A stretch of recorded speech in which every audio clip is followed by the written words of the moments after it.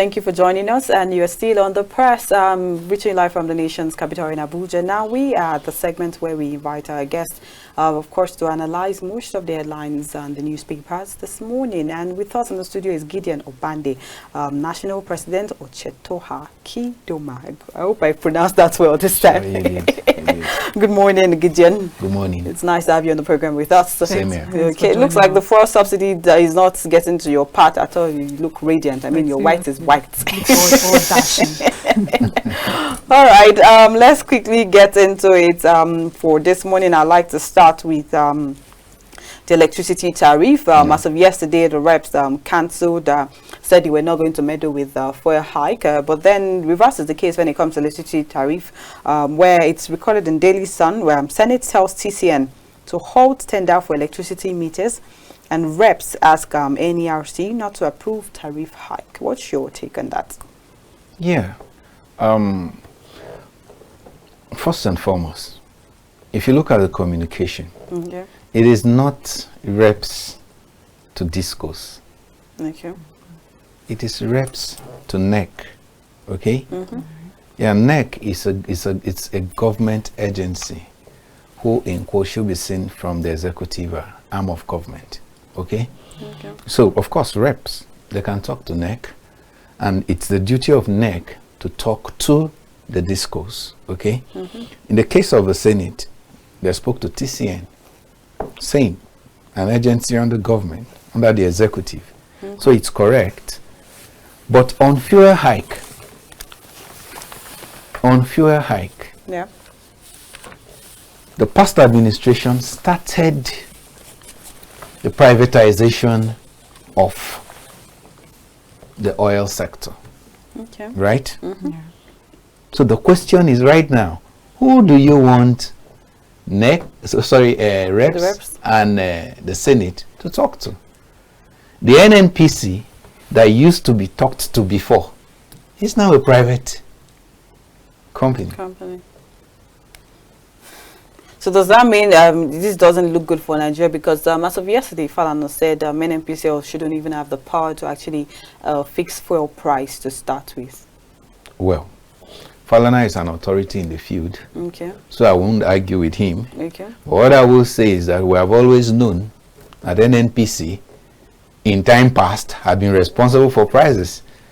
So it's not a question of whether it is correct or not correct. I won't delve into that because I'm not a professional in the legal field. Okay. But I will say that Nigerians have always known that NNPC was more or less doing everything that has to do with prices, regulation, and all of that for PMS and other petroleum products. That has been what they've been doing.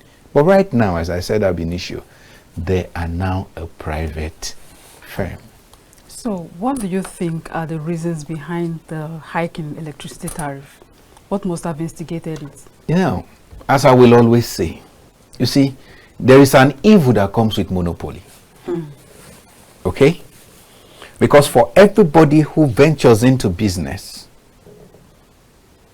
they have one purpose, and that purpose is simple: profit. Now, the only thing that controls that monopoly is when we have more persons in the market. In the market, yeah. Remember that for a very long time, this discourse have been regional, okay?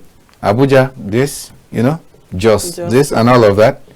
So that monopoly gives them so much power to just be able to sit within the few discourse and say, hey, we are passing through this challenge, we are passing through this challenge. So to alleviate it and, of course, increase our profit margin, let us all agree and do this. And everybody agrees and goes on that, and then we have nothing to do.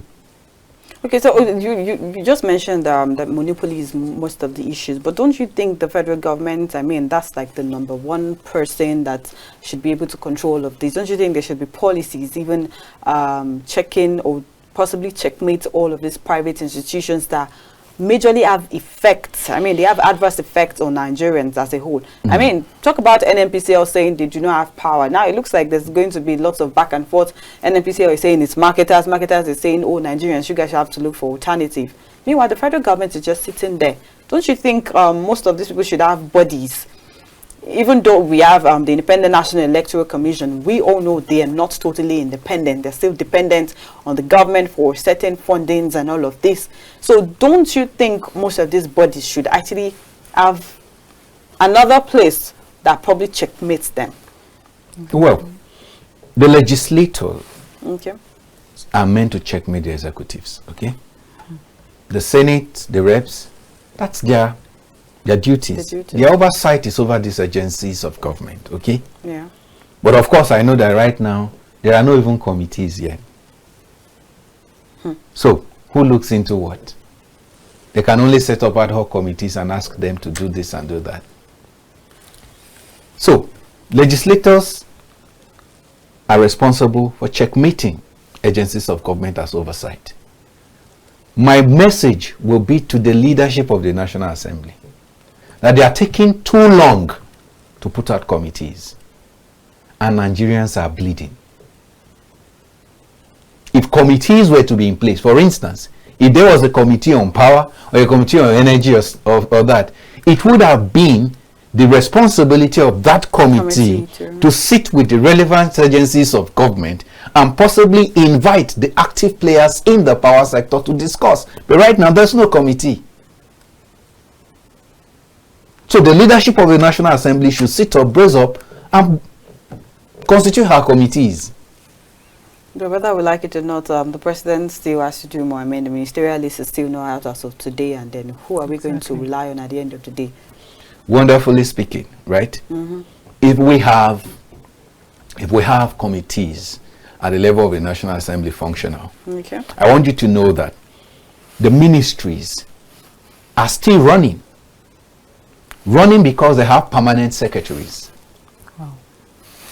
The permanent secretaries are more of the administrative heads of these ministries. So the ministries are functional. It's just that for constitutional reasons, of course, Mr. President has to submit his list within the stipulated time, as the law says. Else, in the last government, the last administration, for 6 months we had no ministers, and ministries were running. And it's proper. I am not justifying that. I am simply saying that if the legislators put themselves together on time, it will help. But could it be said that the major reason why the last administration had major issues was because of the time it took them, of course, to set up all of these ministries? Because whether we like it or not, it looks like it's just on a free road right now, just running. There's no driver, there's nobody.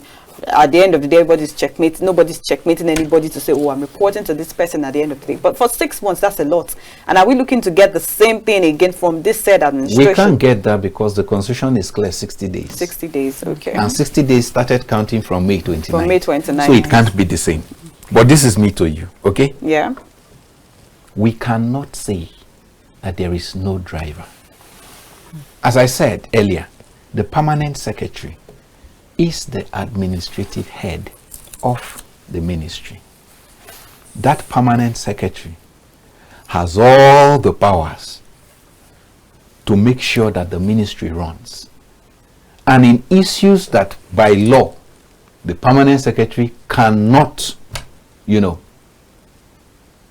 the office of the head of service is there to channel whatever, and for the head of service to channel to the SGF, for the SGF to move it to the president, and Mr. President can act accordingly. Okay? Now, I don't make excuses for people. All right? Yeah. The Ministry of Petroleum Resources was under the immediate past president. He was the Minister of Petroleum. We only had a Minister of State in person of Temipre Silva. Yeah. Okay? What was the impact on that? Because I was going to say, well, one would expect, given that the #1 citizen of the country is the one in charge of these things to run smoothly. I mean, nobody has to report to anybody to report to anyone. This one, you are in charge. So one would expect things to actually run smoothly. I mean, for that part, let's say the president is in charge of this, and then you expect. But then, since that failed, could it be said that, we should have just expected every other thing to just go wrong. What I will simply tell us is, Okay. it's not about the portfolio, it's about the personality. The person, yeah. The ministerial list we are waiting for, and Nigerians are pumping anxiety and all of that for, it is a product of the personalities that will make the list. The list, yeah. Exactly.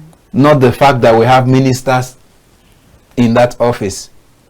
You can have ministers seated there and someone else is running that ministry. The ministry. You won't get the result you want. I mean, the certain president came out boldly to say, oh, I didn't know this was happening in Nigeria, when people were, I don't want to mention names right now.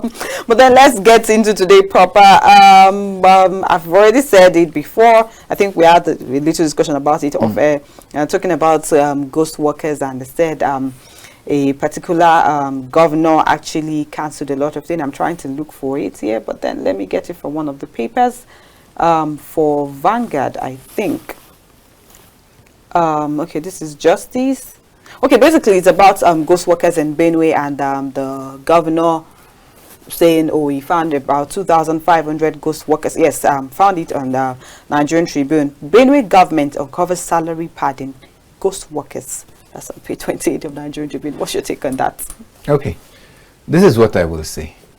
Every government that comes to be orders an audit on the workers under the previous government. Okay? The subject of ghost worker, no ghost worker is not new to us in Nigeria.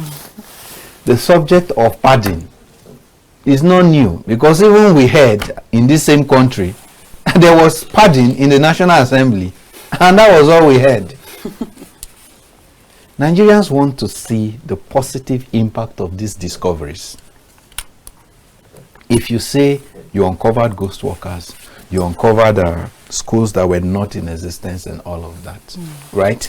That should mean that the salary wage bill of your state should drop, not increase. Increase, Exactly. yes. So what we will be watching out for is, at the end of the day, did the salary wage bill of the state drop? If the answer is yes, it means that the uncovered mystery was profitable to the state and to the people. If the answer is no, then it was an effort in futility. My advice would be simple. Let everybody who has been elected into office and who have taken an oath to serve the people concentrate more on serving the people, because Nigerians are bleeding. Exactly. And if we are not careful, Nigeria may bleed. If we're not careful, Nigeria may bleed. That's for Benue State, right? No, I mean Nigeria. Nigerians will bleed, okay. Because the subject, Benue might have spoken about theirs. It doesn't change the fact that it could be in other states. I was even just going to mention Abia State. All We right. have a tweet here where someone said PDP demons really dealt with Abia State for 24 sorry years. Abia layers and offices in Abuja and Lagos have a register of 152 staff who receive salaries each month. The new government asked them to report to Umuahia for verification, and only 15 turned up. 137 Ogaraibi, where went the other 137 in brackets? Meanwhile, the average salary is 100,000 naira. Do the maths, that's 137 times 100,000. This answer is how those in charge stole every month through ghost workers alone. Anywhere you see anyone talking about rubbish about, okay, that's just a personal thing. So what is your own overview? Do you actually think we can actually totally eradicate ghost workers in Nigeria? I think that any serious person who mans the affairs of any public office and really wants to clean up the system can. The Constitution of the Federal Republic of Nigeria have given so much powers to the president, so also so much powers to the governors. The question is, do they have the political will to make use of this power? If they choose to use this power, are they ready to use it for the benefit of the poor masses? Are they willing? I don't believe in talking party, okay? Yeah. Because every political party in Nigeria are made up of the same people. It's just the same people recycling. It's the same people. Just reshuffle them. Okay? Over. The current person who won elections, for instance, in Abia State as governor under the platform of the Labour Party had been on other parties before. All right? Mm-hmm. At least for the first time, we have the president has been, you know, stationed on one line of the divide, in quote, let me call it the opposition until 2015. But it had evolved. He started as AD. All right? Mm-hmm. Metamorphosed into ACN, into AC, sorry, mm-hmm. then to ACN, and then to APC after the marriage of the so many parties. It became APC. And so you see that the subject of sorry to say the political party and all of that does not really count. All right, the man who just resigned from office as chairman of APC was a PDP governor. All right, mm-hmm. The secretary of the APC right now wasn't a PDP. So it's still the same people we just so keep. We can't, the political party, as far as I'm concerned, is just a platform. It's just an alphabet. Okay, now I like that angle you came out from. Could it be said that that's actually the main problem we have in Nigeria, because it's still recycling the same people? It accounts for 60% of our problem. In short, for 90% of it. You don't keep doing the same thing and expect a different result. Yes. It's very simple. All right, still on that ghost workers that were discovered, what do you think should be done to them? Because it's very simple, they can't just let them go scot-free like that. This thing is simple. Okay. Government should show will and adopt e-governance. Okay.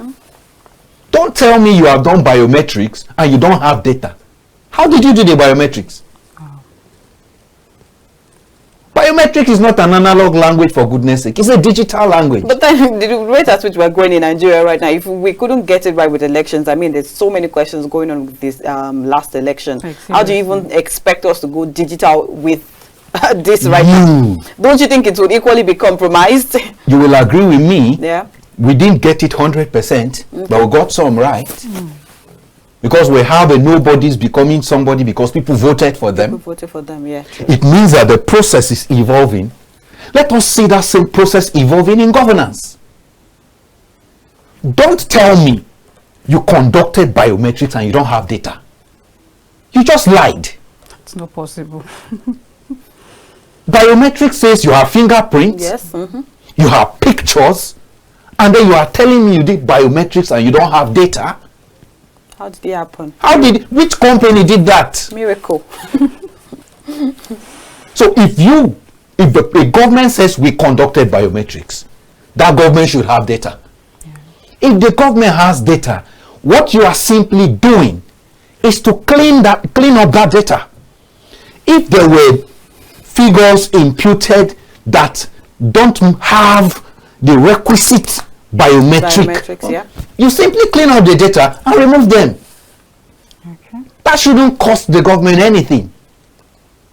And I will continue to say, a fully automated e-governance system will help solve a lot of these things.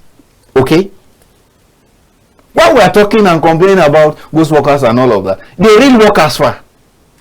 Somebody is a worker, and from Monday till Friday, the person is going to the farm and not going to the office. And at the end of the month, the person takes salary. And if you don't pay salary, the person goes on strike. Another form of ghost worker. That's another form of ghost worker. Which is even way worse. The real ghost workers, or you get my point. Yeah, so I'm saying that there should be a full automation of our governance system. But you actually know Nigerians will always find a back end to this thing, because I mean everybody was so excited when the Beavers and IREFs came forward, and now I mean most of the court cases they have right now is because there was no results in real time like INEC promised, and then that was not equal to what they promised us the other time. So now don't you think Nigerians will not even be looking forward to it, to say, oh, you guys will just make promises and not keep them at the end of the day? This is what I will say. Okay. While we were growing up, okay, We didn't know we can carry phones in our pockets. In the pocket, yeah.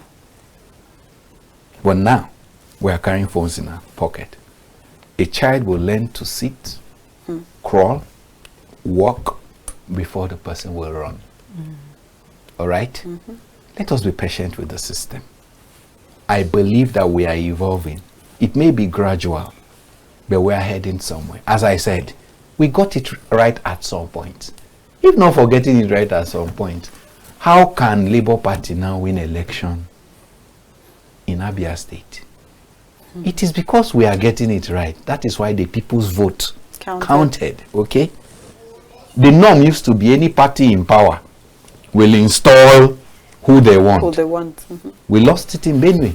PDP was in power, lost it to APC. In Plateau State, APC was in power, lost it to PDP. Why? The people's vote did count. Okay? The norm used to be before that when you are from a particular region, once you go into election, you have a swoop in that region. Was this same now? No. We had incumbents, a speaker also in Yobe State, lost to a very young chap. Yeah. Why? The people's vote counted. Okay? So one step at a time. We cannot totally fault the system. And so we'll agree that gradually we are getting to where we want to get to. And I know that one day, in this our Nigeria, in this our lifetime, our votes will decide who will become president of Nigeria. Because now INEC knows that Nigeria knows that the result will be transmitted directly. And that is why, unlike before, that people brag about, don't worry about this court case. It is not like that now. Everybody is sitting at the edge because, the law is becoming more explicit. We are beginning to have Nigerians speak up. Nigerians are fully informed about what's happening and are involved, and not just involved, they are also interested in the outcome. And so, of course, the judiciary is also being careful so that they don't find themselves on the wrong side of what Nigerians, And it's not even just Nigerians, the world is watching at You get my point? Yeah. So we are gravitating towards that point. We expect that in all fields, okay? I would love to be here when the ministerial list is out and our portfolios are given. Because we need to send direct messages, okay? Yeah. We expect to see square pegs in square holes. In a case where for other reasons a square peg is not in a square hole, we expect that the advisor to the president in that area, the senior special assistant, should be from that field. So we can now understand that, okay, maybe this person has a particular quality, we need to get this job done. This person has the technical requirement to get this job done. See, governance is not, it's not film trick. All right? It's not. I didn't need to go and read to come and sit here. I was called this morning by my senior friend. Are you available? I said, yes. This is my habitat. I don't need to prepare. Exactly. You give what you have. You give what you have. You can't give what you don't have. Exactly. Okay, now, still speaking on ghost workers, we can't talk about ghost workers without talking about salaries, of course. We have lots of states owing their employers. As of Friday on my other program, we were able to get a receipt of a particular state government that paid 2,000 naira. I'm sure you probably know the state government already from me talking Kogi State. It's open in the air.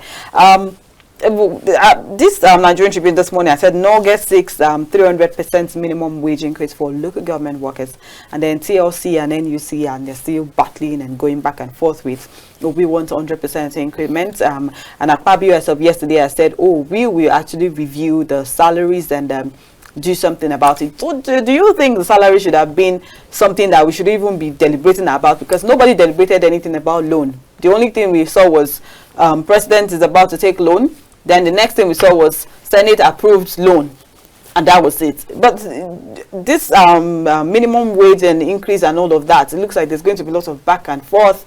And then it begs the question, are these people actually there for their self-interest or for the people? I answer you. I'll share the blame to everybody. Okay. I'll share the blame to labor and organized unions. I'll share the blames to government. I'll share the blames to National Assembly. Okay? it is unfair and unjust for you to make policy decisions and not implement them. Yeah. Number two, it is unfair for you to forget that it is the same market that the federal government worker goes to, that the state government worker goes to, that the local government worker goes to. It is the same market. And the marketers don't care where you work. They don't sell to you on the premise of where you are working. And that is why job racketeering cannot stop. Because it looks like it is only in a segment of a workspace that you are protected. So everybody wants to be in that space. The government is not doing themselves any good. Labor, I would expect, should have been agitating that there should be a central payment system. Regardless of which arm of government you are, there should be a central pay system. That way, on the same day, the federal government workers are receiving their salary, state government workers are receiving it, local government workers are receiving it. How? We have Federation Account Committee, right?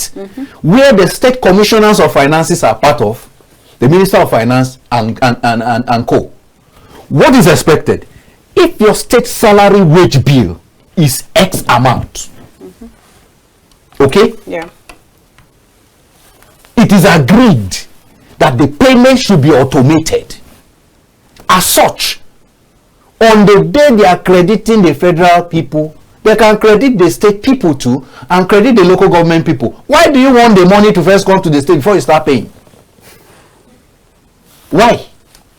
We agree that that is what is due you, but we are saying that because they are citizens of Nigeria and you said you want to protect your citizens, you agree to it. Let us just pay everybody centrally. So what do we have? We have a case where for every month, the Central Bank of Nigeria takes charge of payment of salaries to workers, regardless of which level you are. You agree with me that at that point, people are very comfortable to work at the state because they know they'll get their salaries when due.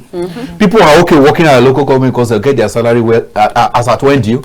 And when we say there is salary increase, okay, states will negotiate with unions and agree, and whatever they agree is implemented straight up.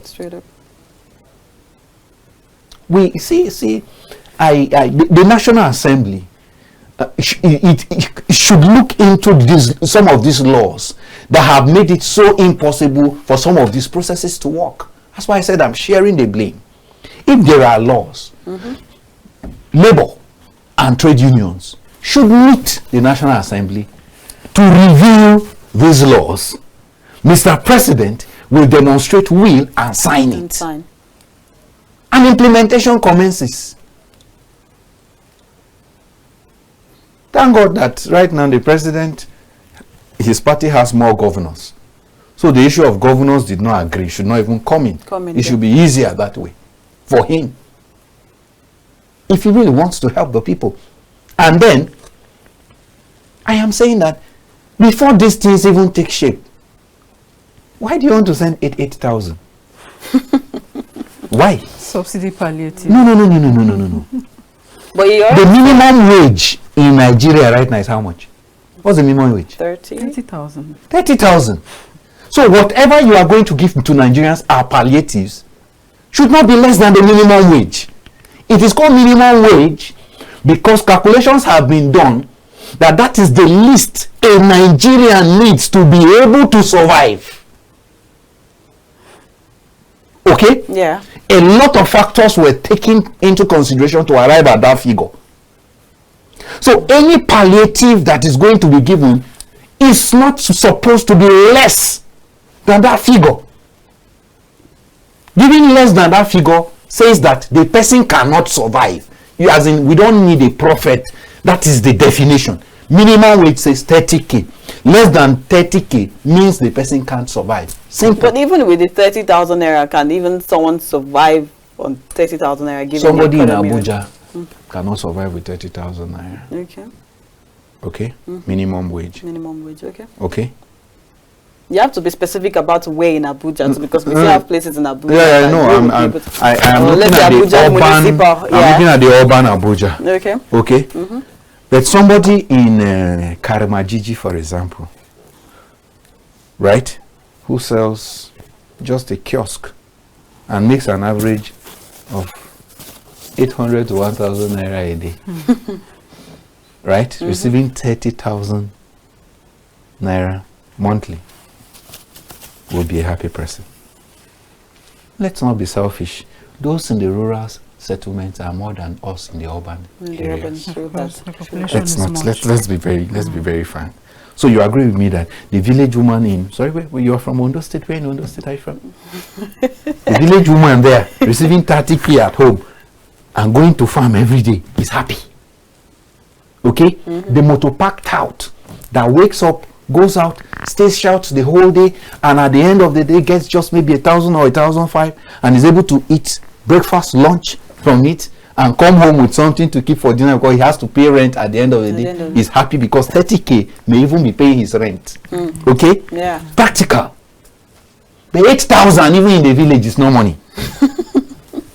Talking about 8,000. It's not even enough for a single, like someone that is single. Talk more of a family man. I say in the village, even a child 8,000 is not okay because school fees in the villages now is more than 2,000, 3,000. So even if you dash a child 8,000, what will the child do? So if you look at it and rather than share 8,000, okay, why don't you pick that money, okay, and set it as a buffer for the education budget for the year? After whatever budget has been approved, you buffer it with that amount. And now say you are buffering it for this amount so that so level of education should be free. And you think it won't be siphoned? No. When you now say it is free, if you as government decide to siphon it, you bear the cross. But now this is the third person that we're in different opinions from different people, but which would the government listen to? You have said education, some person have said transportation, another person believes the money should actually be put into the fuel subsidy removal, and so that we can actually be able to refine our own crude oil, of course. But then the question is, which way forward right now? Refine our crude oil. Okay. I don't understand. Refine our crude oil. 500 billion naira. You know what the naira is talking about in the foreign exchange market? Have you checked the naira? If we want to start refining crude oil, I'm not an expert in that area, but the common sense will tell us that we need FDIs in that area. We need FDIs. The companies who are taking our crude to abroad, that used to just send PMS, DPK and AGO to us and go away with the other fractions, they should come and establish here in Nigeria and refine it here. So that their factories will employ our people. There will be transfer of knowledge. Knowledge, yeah. While we as a country, if we want to get involved in the direct refining of crude oil, we'll either decide to lease our obsolete refineries or reject them. It's not rocket science now, it's a very direct thing. They are refining it abroad. You are taking it there, you are paying for transportation, and paying for transportation to bring it back. Tell them if we must continue this business, come and set up here. To set up a modular refinery for business people of that capacity, Yeah. you need between 8 to 12 months, you will set it up. We didn't say refine and supply. Refine, we will do the supply, right? So come here and be refining. Build tank farms. And it will help to create job opportunities. So the subject of unemployment we are shouting about will be taken care of. Exactly. Our economy naturally will be buffered because since they are refining here, other West African nations that they are powering already, they can power from here. And so we make more money. Okay? The other fractions that don't normally come back will now be here. So we use it for what is meant for. Whatever drama we have now is in-house. So we don't, the 500 billion can't do, what 500 billion do about refining crude oil? Okay, all right. What's the confidence then for more questions? All right. NNPCL UTM to build Nigeria's first floating gas plant. What's your take on this? NN what? NNPCL. NNPCL. Yeah. To build Nigeria's first gas floating plant. Okay. What is NLNG doing? Okay. Why do we have NLNG? Nigerian liquefied natural gas. Yes. If NNPCL want to build our first floating gas, what will NLNG be doing? It seems like the leadership of this and I was going to talk about job it seems like no, not job the person is a confused person. Or is it that they have a hidden agenda? No, I don't agree. The person is confused. The person is confused. We are shouting the petroleum and fractions. We are not knowing. You are not even telling us how many of our barrels of crude oil are going out. You have not been able to answer that question. You have not been able to tell us when you send our crude oil out, the other fractions, do they come back? If they don't come back, what are they used for? You have not answered all those ways, and you are delving into gas. Gas plant. Wow. So if you want to do gas, what will NLNG be doing? I think the civil society organizations and co, it's time for them to look at this man, because the man is confused. If he's not confused, then he's trying to be mischievous. We are shouting hike in PMS every day, and instead of him concentrating on that and solving that problem, he's talking about who sent him to gas. Who sent him to gas? We know that crude oil passes through fractional distillation. Yes. And we know that there are more than just DPK, PMS, and AGO as fractions. Where are the others? Who is doing what with them? If it's been sold, how much? How many barrels of crude oil are going out? Vis-a-vis the quantity of what we get in return. Those are the things he should be telling us now. No, he should remember that he's no more a government agency. He's not a private company. Exactly. The check and balance would actually be major. So he should remember that. And hey, if he lacks capacity to do the job, he should resign. But do you think we'll actually get to that part in Nigeria where a certain individual will come out and say, oh, I lack capacity to do this job, so I'm resigning? Even people who have capacity to do the job in Nigeria have resigned. I have seen Professor Dora Akunyili, that has all the communication capacity, come and say, for personal reasons, I'm resigning. And she did. Okay? We have seen a former Minister of Finance of this country come to say, hey, because there's so much surrounding my being in this office, for sake of the integrity of this government. I resign. I'm a man, he just pays me as women that have been setting this example. What are the men doing? He should try and help us by setting the example and resign that he lacks capacity. And then if he does not want to resign, he should face what his business is. What is he looking for in gas? The thing is, let me speak in pidgin. He provoke me. What is he looking for in gas? Okay, that was a good one. What is he looking for? Probably the wind blew him there. It looks like which of the wind? The wind of change. The wind did not blow him to the wind of hope. Change has passed. The wind of hope did not blow him to go and restore the hope of all the fractions of crude oil that we don't know what's happening to them. It is blowing him to gas. Who sent him there?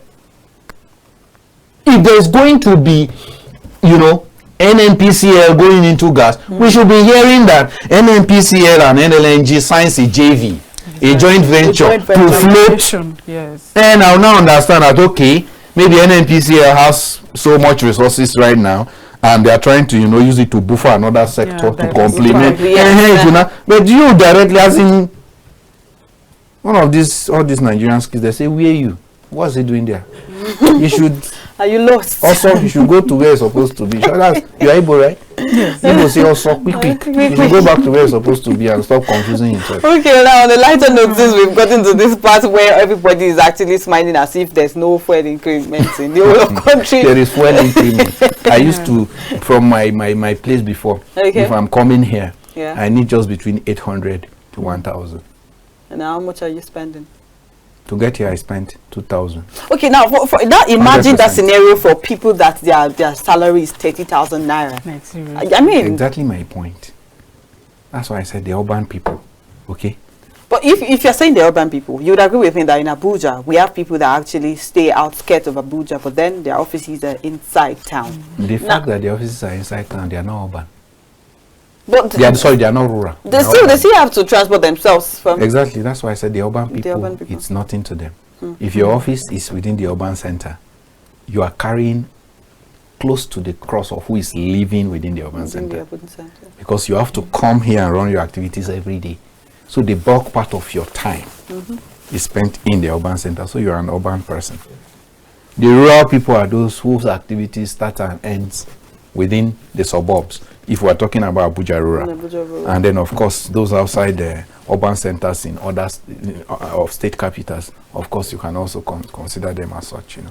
Okay, all right, thank you very much, Gideon. As we wrap up in like 2-3 minutes, I'd like you to just say something about this in Nigerian Tribune. Anambra hands over Mmesoma to psychotherapists for 3-month counseling. As of yesterday, she faced a panel that probed on, of course, the allegations over doing some back jobs about her JAMB results, which was actually not proper.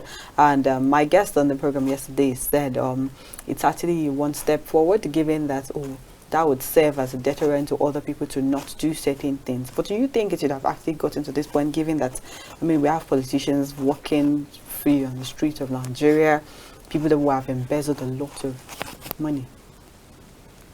You really want me to talk on this? In 2-3 minutes, I'm sure Nigerians would like to hear your opinion about that. I am yet to hear who in JAMB has been sacked on this. On this. I am yet to hear which center helped her to do that, because she didn't do it on her own. I can't remember them saying she's a digital computer expert or something. I'm yet to hear the adults who were involved in the back end of this. Exactly. Being handed to the police, being taken to court and prosecuted. If it is where things work, I will say I'm yet to hear the JAMB registrar resign. Because that means you failed. For this compromise to happen, it means your system is questionable. Well, handing her over to a therapist, wonderful. But let me ask us a sincere question. What do you expect of a child who was given birth to in a nation at a time and period where corruption is being glorified? What do you expect? All right, that's a powerful note to leave us. It looks like we almost had a 1 minute silence for that speech you gave us. Thank you so much, Gideon, for joining us on the program. It's been an insightful and powerful one. Trust me, I'd love to have you on one of our programs. I'm sure very soon that. So thank you so much for sparing time out of no time. And our viewers at home, thank you for joining us today on The Press. This is where we come to the end for The Press for not just today, this week. And thank you to our callers. Of course, if we couldn't take your calls this morning, it was due to the fact that some network glitches. And of course, I saw some calls that came in, but then our speaker was still talking and we couldn't possibly cut him short. But then do also call us next week. See you same time, same station next week. I've made Messi Babajide. Reuben, Cofidence. Bye. Bye for now.